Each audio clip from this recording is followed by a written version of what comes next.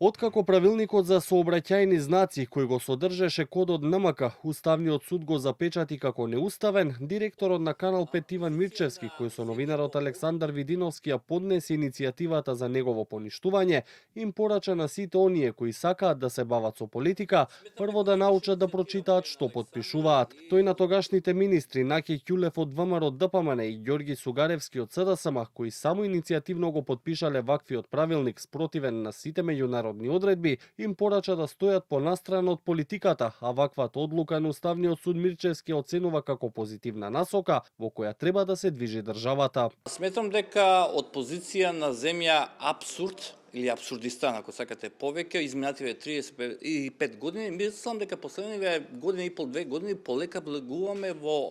позиција на земја во обид да биде нормална земја. Сметам дека истовремено треба да биде сигнал за сите оние кои што сакаат да се занимаваат со политика во Македонија да внимаваат што подпишуваат. Не може повеќе Горан Сугаревски или Наки Ќулев воопшто, ако мене ме прашате, да се занимаваат со политика во Македонија, не на маргините. Тие треба да заминат во заборавот на македонската политика и истовремено сите заедно, како општествени чинители, и медиуми, и политичари, и уметници, и сите останати и општествени работници, да се трудиме прво да си го очистиме домашниот двор. Новинарот Александар Видиновски пак смета дека е жалосно што македонскиот идентитет наместо од надворешни напади треба да се брани во сопствената држава. Тажен сум за тоа што борбата за македонскиот идентитет овој пат изразен преку кодовите МК и МКД моравме да го водиме дома, односно со нашите институции, што е поразително само по себе. Меѓутоа среќен сум што уште еднаш се покажа дека кога новинарскиот труд е насочен на право место, резултати има за доброто на државата.